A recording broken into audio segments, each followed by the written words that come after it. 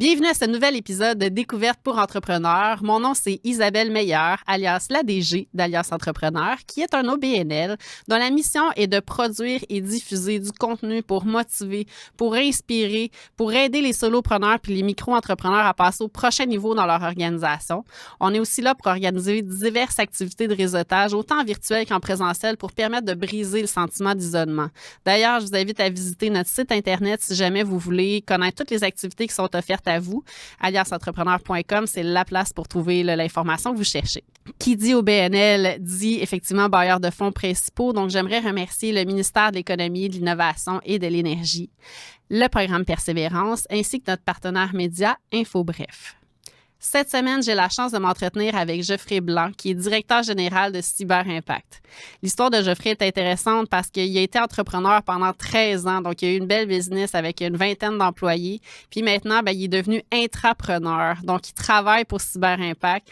Il travaille comme si c'était sa compagnie, mais c'est ça, il est directeur général.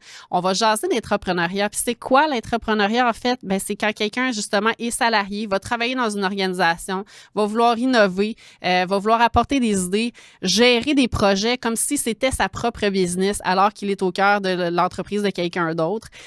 Donc, des fois, ça vient avec plusieurs avantages et je crois que pour les besoins aussi éventuels de relève dans les organisations, l'intrapreneuriat pourrait être une super belle avenue à explorer pour les entreprises, pour les entrepreneurs.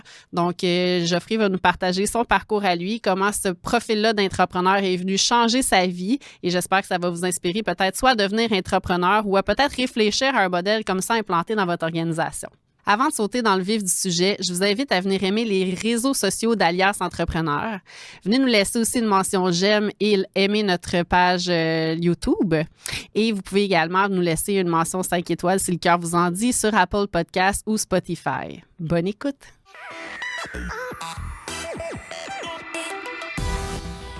Geoffrey, merci de venir nous rencontrer ce matin. Merci à toi pour l'invitation. Ça fait plaisir. Donc, pour la petite histoire courte, nous, on se connaît. Oui, on a fait notre secondaire ensemble. Oui. Puis le hasard des choses fait qu'on s'est recroisés. Puis je suis contente que tu partages ton histoire aujourd'hui avec nous parce qu'on va parler, bien sûr, d'entrepreneuriat. Puis en même temps, je trouve ça important de comprendre ton histoire avant, ce qui t'a amené à devenir intrapreneur.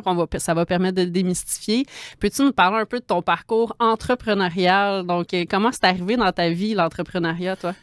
Oui, dans le fond, je sais pas si je peux dire ça comme ça, mais j'ai jamais vraiment aimé les études. Donc, je me suis rendu à faire une session au HEC, puis je savais que c'était pas ce que je voulais faire. Okay. Puis, de fil en aiguille, je travaillais dans le temps à la Banque nationale, puis un de mes amis qui m'a fait rentrer dans une compagnie web dans le Vieux-Montréal. Puis c'est là que j'ai rencontré justement mon business partner des 13 prochaines années dans ce temps-là. Puis je savais que c'était ça que je voulais faire. Je savais que je voulais fonder une entreprise, bâtir une entreprise. Puis c'était vers ça que je me dirigeais. Qu'est-ce qui te stimulait dans le fait de partir ton entreprise, en fait? Tu dis, je savais que c'était ça que je voulais faire. C'est quoi qui t'appelait dans ça? Je sais pas. J'ai toujours eu le goût de justement créer l'idée... des gens, l'idée d'une entreprise, bâtir un produit, les technologies, moi, ça me parlait vraiment beaucoup. Je te parle en 2008. Donc, en 2008, on était encore dans le... C'était encore pas très clair, les concepts de CMS puis tout ça. Donc, il n'y en avait pas beaucoup sur le marché. Il y avait beaucoup de compagnies, pas beaucoup de compagnies qui faisaient des sites web. Donc, c'était vraiment là-dedans que je voulais me diriger. Là, je le savais, ça me parlait. C'était ça qui me passionnait. Là. OK. Fait que là, c'est ton partenaire que tu as rencontré. Vous êtes partis, dans le fond, une entreprise, c'est ça, Ouais. dans le domaine web. Ouais. Fait que combien d'années tu as été en affaires? Ça a duré 13 ans total, de 2008 à fin 2020. Puis c'est ça, c'était une compagnie de développement web avec mon partner. On est partis les deux à créer une entreprise dans son bureau, dans son appartement, à l'idée, une business. On était à peu près une vingtaine de personnes à la fin. La pandémie nous a achevés, là, c'est sûr. Donc, nous autres, on a perdu quand même des contrats assez importants. Puis, on avait des actionnaires qui voulaient pas aller plus loin, là. Donc, ça a juste fini très abruptement, là. Donc, j'ai fait une transition au niveau là, de la vente de l'entreprise à d'autres entreprises. Puis après ça, ben voilà, je me suis allé retrouvé... sur le marché du travail. Puis si on en jasait un petit peu ensemble au préalable, t'as-tu trouvé ça facile d'être en affaires? Comment ça s'est passé pour toi, le fait d'avoir une business sur le plan personnel? Ben, je te dirais que non. C'est sûr que ben, il y a un reality check. C'est pas aussi facile qu'on le pense. Le monde en fait, c'est pas aussi facile à builder. Il y a plein d'affaires que j'ai appris que si aujourd'hui, je recommencerais, je serais certainement... ça serait plus facile que dans le temps, c'est sûr et certain. Builder une entreprise, c'est vraiment pas évident. Point de vue émotionnel, vie familiale, etc. Moi, j'avais pas encore d'enfants au début quand j'ai parti l'entreprise. J'ai eu la première de mes petites filles durant justement cette compagnie-là. Puis ça a été très difficile à gérer. Le stress a été vraiment très, très difficile aussi. Puis bon, on s'en est parlé. Je pense que je vais rentrer dans le vif du sujet, mais tu sais, j'ai eu des gros troubles d'anxiété. Ça m'a vraiment pas facilité la tâche, mais j'ai quand même réussi à naviguer à travers ça avec l'aide de ma famille. Mon partner aussi, avec qui j'avais fondé l'entreprise, a été très, très, très compréhensif, m'a beaucoup aidé, m'a supporté là-dedans. Puis, écoute, j'ai réussi à quand même continuer la business avec tout ça, mais ça a été un défi incroyable. Parce que toi, l'anxiété, puis on peut en parler, parce qu'on se dit, tu sais, moi aussi, j'ai l'entreprise, ça a été une pression, parce que, tu le dis, on met de l'avant beaucoup l'entrepreneuriat, on a des beaux modèles de succès, puis effectivement, moi, j'ai toujours dit que c'était la pire, plus belle aventure d'une vie, là. Ouais, oui. Ben, je pense que tu as raison, tu sais... si c'était à refaire, je le referais. Mais en fait, ça m'a bâti pour être aujourd'hui ce que je suis. Mais je ne l'ai pas eu facile. Est-ce que c'est ça que je recommande à mes filles? La réponse, c'est non. Là. Je leur recommande un petit peu de leadership, d'être entrepreneur, mais pas de l'avoir comme ça. J'aimerais beaucoup qu'ils suivent un parcours justement académique qui leur permettrait là, de l'avoir plus facile que je l'ai eu. Là. Ça m'a pas nécessairement aidé non plus. Est-ce que j'aurais aimé ça aller un peu plus loin dans mes études? Sûrement oui, là, mais en même temps, je peux rien regretter. Là. Ça a été rock and roll, mais le fun. T'sais, aujourd'hui, ça fait en sorte que je suis assis ici. Ça fait en sorte que quand je rentre dans des discussions, j'ai toujours quelque chose à raconter. Ma vie n'a pas été plate. Là. Non, ça t'a bâti, c'est ça, ces expériences-là. C'est quoi la leçon que tu en retiens, justement, de ce parcours-là? Bon, c'est écorchant, là, l'entrepreneuriat. Ça a été un peu écorchant pour toi aussi, mais tu dis si c'était à refaire, je recommencerais. Pour toi, qu'est-ce que ça t'a apporté? Ben, ça m'a apporté, en fait, toute la confiance que j'ai aujourd'hui, l'expérience, etc. Je pense que ça m'a permis de me bâtir à être plus à l'aise, justement, dans des rencontres, être capable d'affronter des choses plus facilement. Il y a des trucs aujourd'hui que je fais que j'aurais jamais fait au départ, là, quand j'ai parti l'entreprise. Donc ça m'a donné un gros plus. C'est pas, je peux pas mettre un price tag à ça. Je peux pas dire combien que ça vaut, mais ça vaut de l'or pour moi. Là. C'est ce qui m'a permis de me bâtir pour la suite des choses. Là. Puis tu as parlé un peu de ton anxiété tantôt. Est-ce que pour toi, ça a été facile de l'admettre, de le reconnaître, d'en parler? Non, vraiment pas. Non, OK. Non. C'est super tabou. C'est pas facile. Je suis un gros grand gars, dire que je fais de l'anxiété, des attaques de panique, puis que je pleure dans mon lit, puis tout ça, ça te met à terre. Tu te demandes énormément pourquoi ça t'arrive, puis tu te remets en question surtout, tu comprends pas. Moi, je suis allé à un niveau où est-ce que j'ai même eu un moment de ce qu'ils appelait un peu d'agoraphobie au niveau de l'anxiété, où est-ce que j'étais même plus capable de prendre mon auto, de sortir de la maison sans faire d'attaque de panique, tout ça. Donc, aujourd'hui, j'en parle ouvertement parce que je pense que c'est important, puis j'ai aidé beaucoup de monde qui était en début d'anxiété. Je pense que ça leur a permis de ne pas se rendre à un niveau où est-ce que moi, je me suis rendu.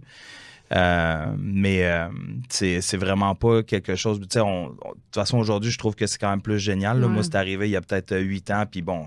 On n'en parlait pas. Non, On n'en exactement. parlait pas à ce Vraiment moment-là, effectivement. Puis je l'ai traîné longtemps sous le silence. Mes employés ont été super compréhensibles.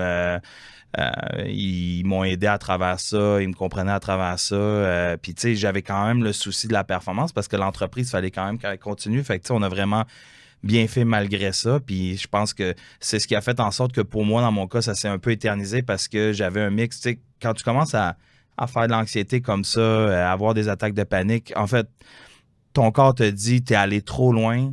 Tu sais, c'est le temps aussi de penser à toi. Puis ça, tu sais, je pense que c'est le plus gros lesson learned dans ma vie d'entrepreneur, c'est dans le futur, de vraiment bien gager puis de notre vie en général. Tu sais, faire du sport, prendre le temps de vivre la fin de semaine. Tu sais, les soirs de semaine, tu sais, j'avais, comme je te disais, j'avais une petite fille, tout ça, mais tu sais, c'était pas rare que les soirs de semaine, moi, à 10 heures, je me faisais un double expresso, puis je m'en allais travailler jusqu'à 2-3 heures du matin parce qu'on remettait un projet le lendemain ou on avait un appel d'offres à faire. Donc, ce mode-là, je le fais plus aujourd'hui. Là. Je vais plus dans ce sens-là. Je travaille énormément, encore beaucoup d'heures, mais c'est mieux gager.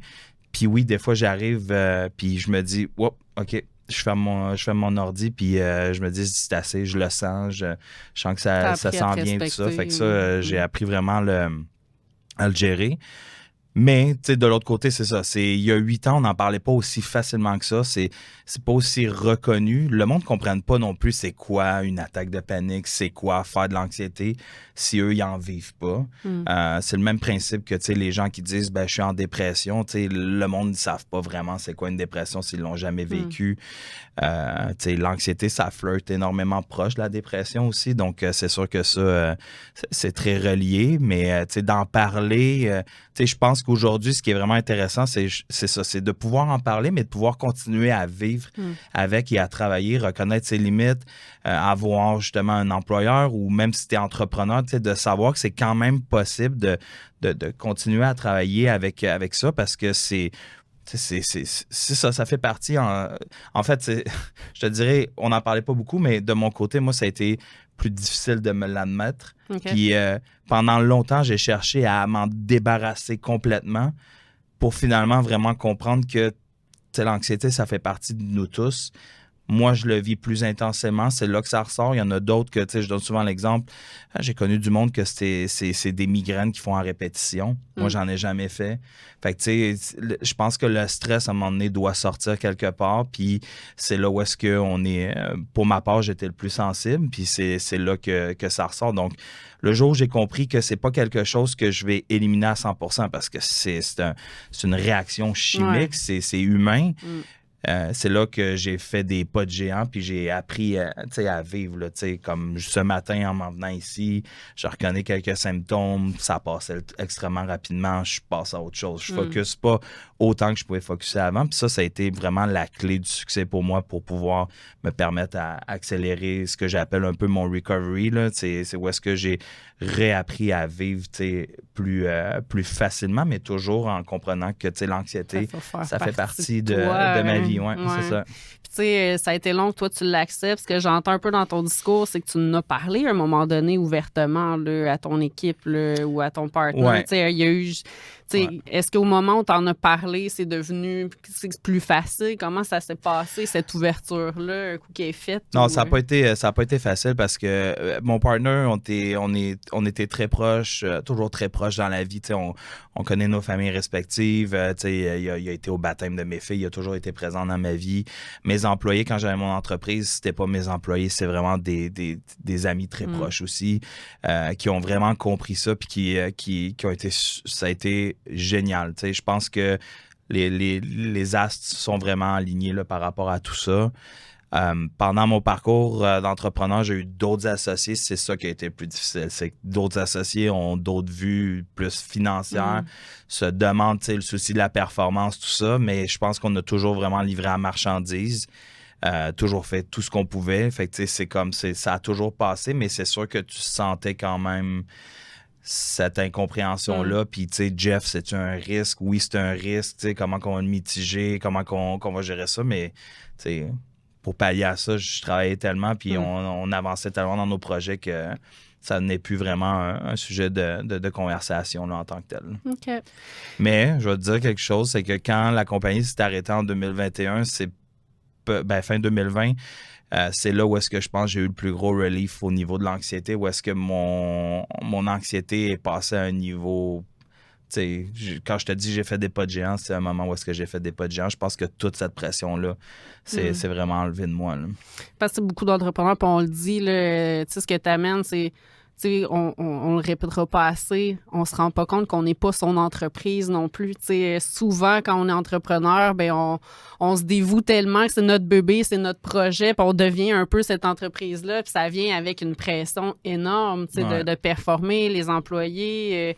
Donc, c'est très dur de se détacher, même si on le sait, du fait d'avoir une entreprise. Fait que, je comprends aussi la libération, quand il s'envole tout seul ou quand ça sort. C'est souvent après qu'on se rend compte à quel point ça gruge quand même, puis qu'il faut prendre soin de soi. Mais est-ce que j'aurais pu faire les choses différentes pour essayer En fait, est-ce que j'aurais pu éviter ça? L'anxiété, comment je le vis, attaque de panique, je suis pas convaincu. Je pense que ça fait partie de mon identité, mon ADN. Est-ce que j'aurais pu mieux le gérer? La réponse, c'est totalement oui. Là, mais tu commences à 22 ans, tu es dans un marché ultra compétitif, tu veux juste performer. Là, c'est impossible de pas vouloir. Moi, je suis comme ça, donc c'est ça. Je l'ai pas fait facile, mais comme je t'ai dit tantôt, l'expérience, tout ça, c'est... T'as quand même eu une belle équipe, puis vous avez accompli, des grandes choses. Une énorme fierté qui est ressortie de tout ça, puis après ça, à la fin, ben, ça a été un autre lot de défis. Là. Tu rentres dans le marché, puis tu sais pas ce que tu vas devenir. Oui, ben c'est ça. Fait que là, toi, tu as vendu ton entreprise, ou en tout cas, vous l'avez cédé à un moment donné, retourner sur le marché du travail. C'est ça, après 13 ans, ça a dû être aussi une étape. Oui, ben en fait, moi, j'avais j'étais associé dans l'entreprise, mais mon titre, c'était, on s'était qualifié, puis ça, c'est un autre débat qu'on pourra avoir sur les titres en entreprise, mais j'avais un rôle qui s'appelait vice-président livraison des solutions, qui était principalement orienté à la livraison de projets. Okay. Donc, mon background se définissait vraiment là, en gestion de projet. C'est ce que j'aimais. C'est ce qui me parlait. C'est sûr qu'on avait toujours le volet développement d'affaires en étant associé. On est toujours en mode vente.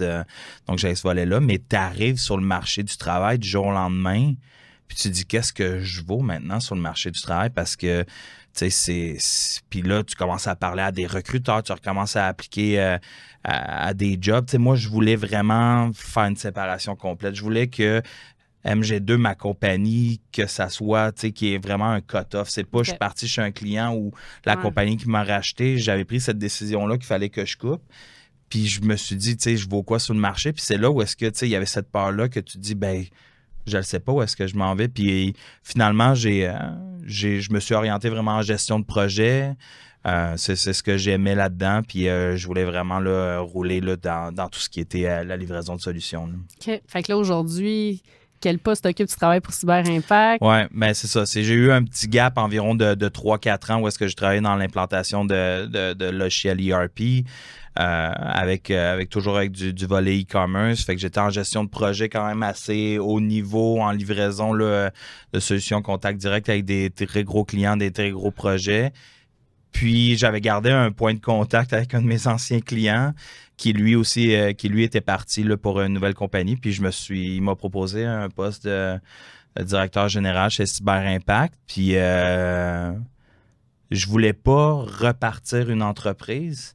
Mais je trouvais que c'était le meilleur des mondes pour moi de prendre un rôle de leadership à haut niveau d'une entreprise qui est déjà établie, qui a des fondements, qui a déjà une équipe, puis que j'ai pas à me soucier de ça. Financièrement, ça va bien.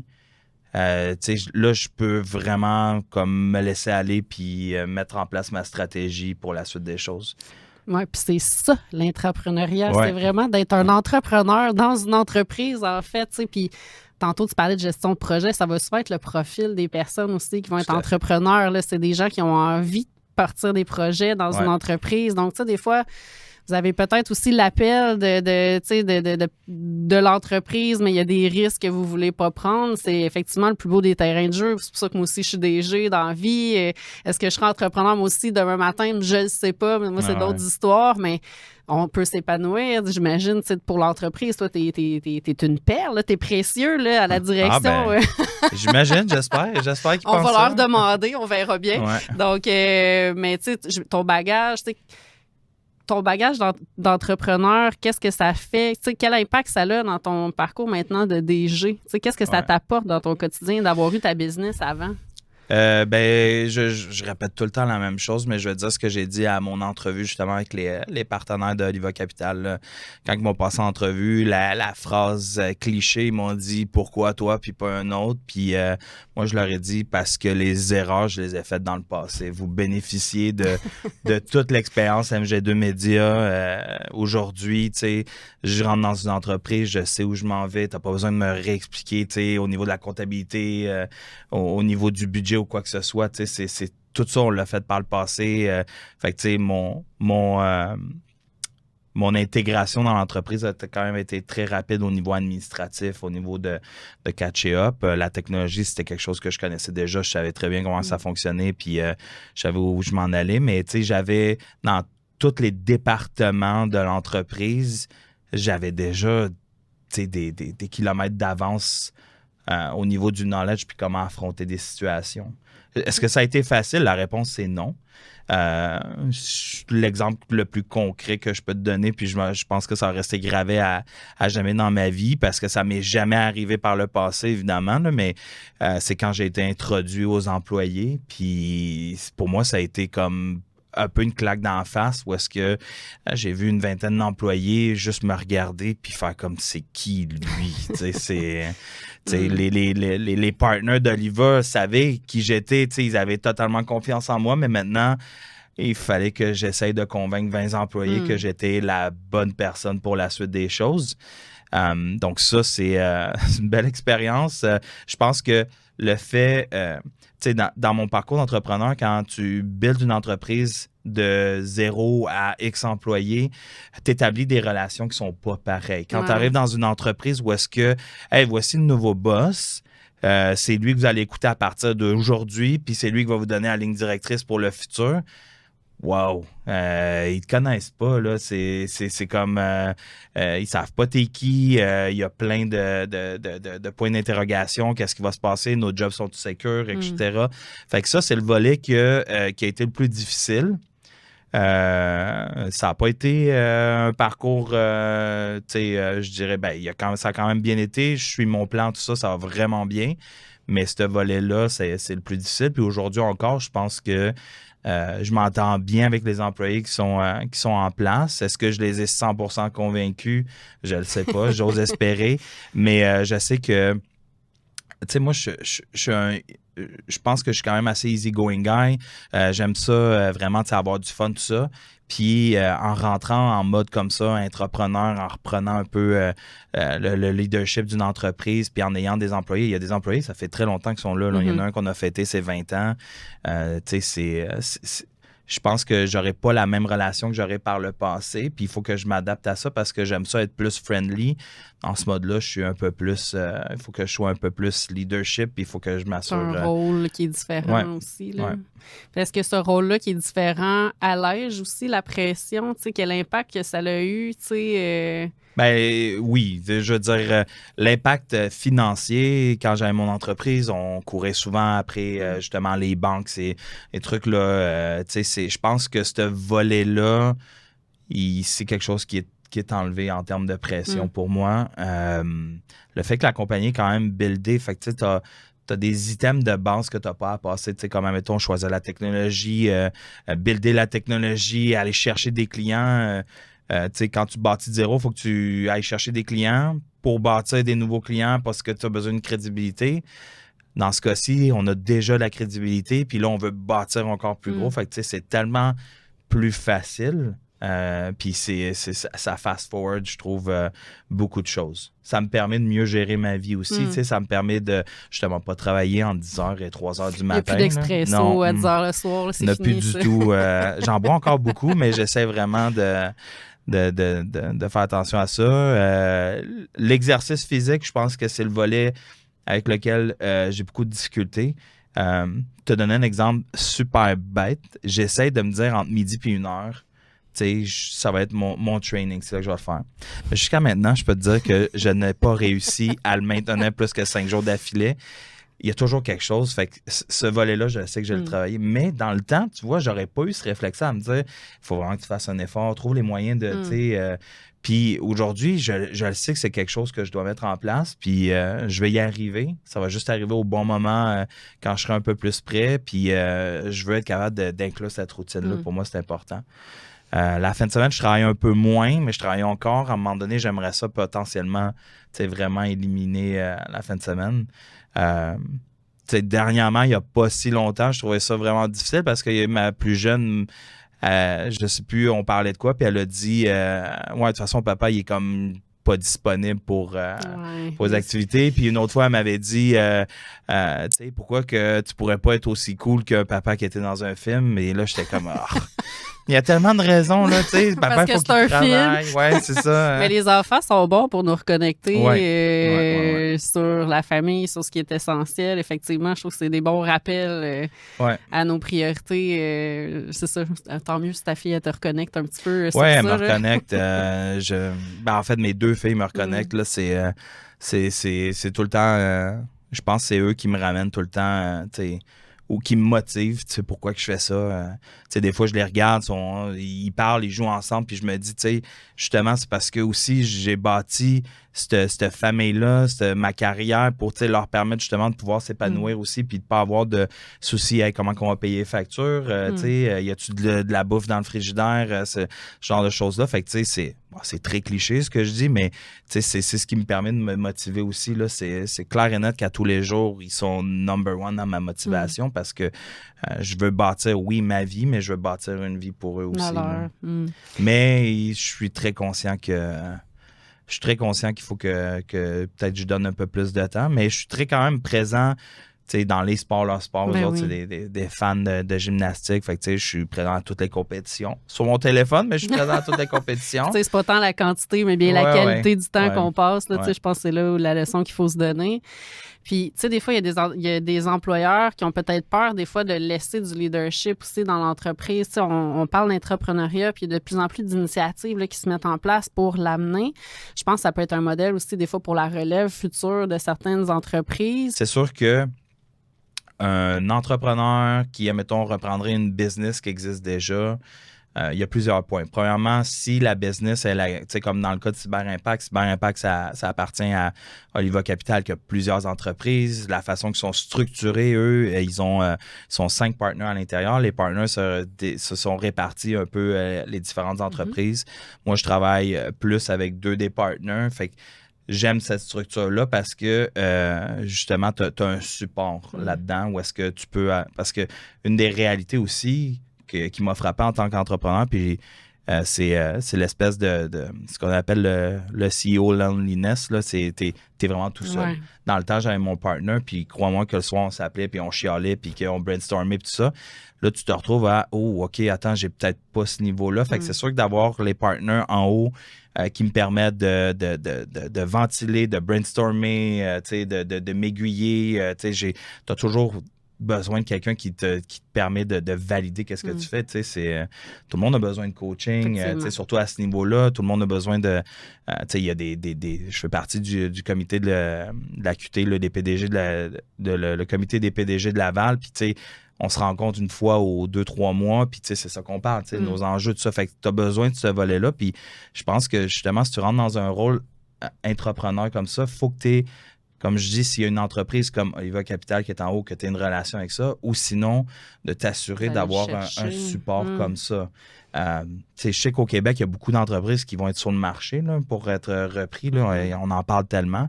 Fait que tu vas avoir ce que j'appelle des vieux de la vieille qui vont vouloir vendre leur entreprise, mais ils ne pourront pas juste la vendre puis espérer qu'un entrepreneur la reprenne puis qu'il la fasse marcher. Il va falloir qu'ils supportent les gens aussi dans cette vente-là. Puis si moi, j'étais dans un mode justement entrepreneur à racheter une business, c'est ce que je voudrais de la personne à qui je la rachète. Tu restes avec moi 1 an, 2 ans, aide-moi à à bien partir ça pour la suite pour que ça soit gage de réussite puis que je sois supporté. Fait que ce niveau-là, je pense que c'était un peu le niveau inconnu parce que pour moi, c'était vraiment d'être OK, à qui que je peux parler parce que, comme je t'ai dit, tu as des employés en face qui te regardent. C'est pas eux que tu vas leur dire « Je me sens pas bien. » Ouais, c'est ça. Fait que je pense que ce niveau de support-là est super important. Fait que c'est une clé de succès. Ce que j'entends, c'est que n'importe qui embauche un profil entrepreneur, qui va être une machine, puis qui va prendre un projet, puis qui va le mener à corps et âme, qui va gérer des gens ou des équipes, faut offrir quand même le support. Puis, je pense qu'il faut que vous l'entendiez aussi si vous avez un profil entrepreneur. Si dans l'organisation, il n'y a pas tant de support, des fois, il y a plein de regroupements, effectivement, de gestionnaires, de DG de plus en plus, des gens qui vont parler ensemble de leur réalité parce que l'entrepreneuriat, c'était une chose, on a parlé, c'était dur. Ouais. L'intrapreneuriat aussi, là, c'est sûr qu'il y a des risques, il y a une pression financière, il y a une gestion des risques qui est moins grande, mais il y a quand même, il faut fronter des équipes, on porte un projet, là, donc son anxiété ou sa pression de performance est encore là, il faut en prendre soin, effectivement. Là. Fait que, ça, je trouve ça important, ce message-là aussi. C'est pas parce qu'on est intrapreneur que non plus l'anxiété peut pas arriver, la pression, je pense que les mêmes leçons se tirent, même si les enjeux sont moins grands, peut-être à certains niveaux plus financiers, on porte sur nos épaules peut-être moins grand. Quoi qu'encore là, il y en a des profils qui vont en prendre beaucoup sur leurs épaules aussi, mais faisons attention aussi de... Mais tu sais, une des grosses différences aussi, là, puis en 2008, quand j'ai fondé l'entreprise, quand tu rencontrais d'autres entrepreneurs, tu parlais pas de tes sentiments. Tu n'avais pas de groupe de support là, comme aujourd'hui. Ce que tu fais, toi, c'est fantastique. De pouvoir... je fais pas mal de réseautage. Puis quand tu rentres dans le réseautage, c'est juste impressionnant comment que le monde parle d'eux-mêmes, puis comment qu'ils se sentent, puis qu'est-ce qu'ils font, puis comment qu'ils managent le stress, puis comment que ça va avec les employés. Fait que, tu sais, quand on dit le gazon n'est pas plus vert ailleurs, c'est vrai qu'il n'est pas plus vert ailleurs. On a tout l'autre défi. Mais si je retourne au début, quand j'ai fondé mon entreprise pendant longtemps, tu parlais pas de ça. C'est pour ça que moi, ça a été difficile au niveau de l'anxiété d'en parler parce que pendant longtemps, je pensais que j'étais le seul sur la planète qui souffrait de ça. Tu sais, c'est... Puis aujourd'hui, ben, c'est tellement ouvert, tu sais, t'as une journée belle pour la cause, là, tu sais, tout le temps. C'est comme, tu sais, tout est ouvert à ça, mais le support aux entrepreneurs est énorme, puis ça, je l'apprécie encore plus. Je pense que c'est fantastique. Puis, justement, dans un mode, admettons, entrepreneur, où est-ce qu'il va y avoir de plus en plus de gens qui vont vouloir racheter des business parce que je pense que c'est le meilleur des mondes quand tu rachètes quelque chose qui est déjà bâti. Il va falloir ce volet de support-là. Puis, il faut surtout que les gens n'aient pas peur de l'utiliser, de justement pouvoir entendre les autres parler, puis tout ça, parce que, je le répète, le gazon n'est pas plus vert ailleurs. Là, tout le monde a de la misère, tout le monde a des difficultés.